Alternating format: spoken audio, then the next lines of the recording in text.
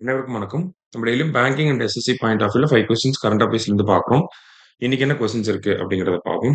First one 52nd G7 summit will be held in அப்படின்னு சொல்லி கேட்டிருக்காங்க. 52வது G7 மாநாடு எங்க நடக்க போகுது அப்படின்னு பார்த்தீங்கன்னா, நமக்கு 49 ஹிரோஷிமா ஜப்பான்ல நடந்திருக்கும்.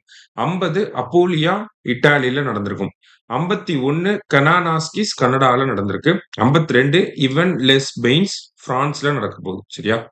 ஸோ எங்க நடக்க போகுது அப்படின்னா பிரான்ஸ்ல நடக்க போகுது. அடுத்தது சூஸ் த கரெக்ட் ஸ்டேட்மெண்ட்ஸ்.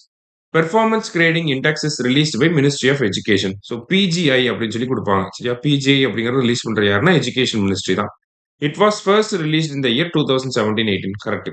2017-18ல இருந்து இதை ரிலீஸ் பண்ணிட்டு இருக்காங்க. ஸ்கூல் எஜுகேஷனை வந்து மானிட்டர் பண்ணுவாங்க. சரியா? ஸ்கூல் எஜுகேஷன் வந்து மானிட்டர் பண்ணுவாங்க இந்த பெர்ஃபார்மன்ஸ் கிரேடிங் இண்டெக்ஸ்ல. Third statement, Chandigarh has secured the first place in the latest rankings அப்படின்னு சொல்லி கொடுத்துருக்காங்க. ஸோ லேட்டஸ்ட் ரேங்கிங்ஸ்ல சண்டிகருக்கு தான் ஃபர்ஸ்ட் பிளேஸ் கிடைச்சிருக்கும். ஸோ மூணுமே கரெக்ட் ஸ்டேட்மெண்ட் தான். ஆல் ஆர் கரெக்ட் அப்படிங்கிறது கரெக்ட் ஆன்சர். அடுத்தது, which of the following operation was launched to rescue Indians from Iran அப்படின்னு சொல்லி கேட்டிருக்காங்க. ஸோ ஈரான்ல இருக்கக்கூடிய இந்தியன்ஸை ரெஸ்கியூ பண்றதுக்காக போடப்பட்ட ஆபரேஷன் தான் ஆபரேஷன் சிந்து அப்படிங்கிறது. இதுவே ஆபரேஷன் பிரம்மா அப்படிங்கிறது மியான்மர்ல எர்த்குவேக் ஏற்பட்டப்ப அங்க இருக்கக்கூடியவங்களுக்கு வந்து நிவாரணப் பொருட்கள் வழங்குறதுக்காக போட்டிருப்போம். அதே ஒரு அப்ஜெக்டிவோட தான் டர்க்கியில நிலநடுக்கம் ஏற்பட்டப்ப தோஸ்த் அப்படிங்கிற இந்த ஆபரேஷன் போட்டிருப்போம். ஆபரேஷன் கங்கா அப்படிங்கிறது யுக்ரைன்ல இருக்கக்கூடிய இந்தியன்ஸை வந்து ரெஸ்கியூ பண்றதுக்காக நம்ம போட்ட ஆபரேஷன் தான் ஆபரேஷன் கங்கா. சரியா? அடுத்தது, which of the following university ranked first for 14th consecutive time in QS World University Rankings? So QS university rankings அப்படிங்கறத நமக்கு ரிலீஸ் பண்ணியிருக்காங்க. சரியா? ஸோ 2026க்கான ரேங்கிங்ஸ் ரிலீஸ் ஆயிருக்கு. ஸோ இதுல வந்து பாத்தீங்க அப்படின்னா நமக்கு MIT தான் வந்து 14th கன்சிக்யூட்டிவ் டைமா ஃபர்ஸ்ட் பிளேஸ்ல வந்து வந்திருக்காங்க. Massachusetts institute of technology.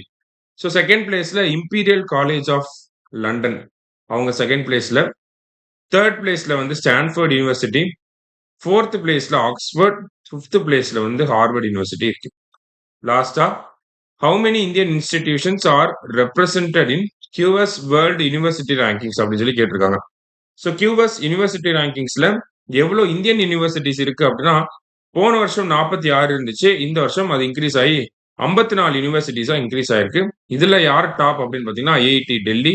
எத்தனாவது இடத்துல இருக்காங்க அப்படின்னா 123வது இடத்துல இருக்காங்க. சரியா? ஸோ இன்னைக்கு 5 கொஸ்டின்ஸ் பார்த்திருக்கோம். தேங்க்யூ. சுரேஷ் IAS அகாடமி, வெற்றியின் முகவரி.